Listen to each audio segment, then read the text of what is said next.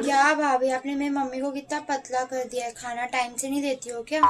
अब आपकी माँ खाने में इतनी कमियां निकालेगी तो खाना क्यों ही लगेगा।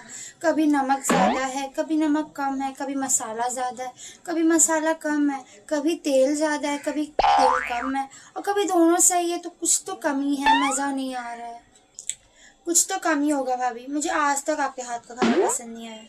तो आप ही खिला दो। आज सारा खाना खुद बना लो। आज चखने को भी मिल जाएगा कि कितना स्वादिष्ट खाना बनाती थी आप। वाह भाभी वाह, आती खाने का ऑर्डर दे दिया। पता नहीं कितना काम करवाती होगी मेरी मम्मी से। मम्मी, एक गिलास पानी तक नहीं उठाया जाता उनसे।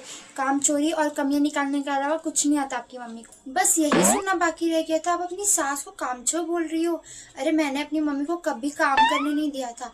उनका पैर भी धोना होता तो उनके बेड पे पैर धुलाती थी। देखो, काम तो मैं भी करती थी अपनी मम्मी के, पर ये क्या बात हुई कि जगह पे पैर धुला के देती थी, इसलिए मेरे टाइम पे बिगड़ गई आपकी मम्मी। वैसे देख के लगता तो नहीं है कि आप ये करती थी, क्योंकि एक गिलास पानी तो आपसे भी नहीं उठाया जाता। तो आप क्या चाहती हो, मैं इधर पे भी आके काम करूं? मैं अपने ससुराल में भी काम करते करते थक जाती हूँ। 2-4 दिनों के लिए घूमने आती हूँ और वहाँ पे भी आप काम दे रही हो। 2-4 दिन, एक महीने में 25 दिन तो आप इधर ही रह जाती हो। ये क्या बात हुई कि घूमने आती हो? तो आपको मेरा यहाँ आना भी खटकने लगा है। मतलब मैं यहाँ पे पली बड़ी हूँ, लेकिन आपको मेरा यहाँ रहना भी रास नहीं आ रहा है।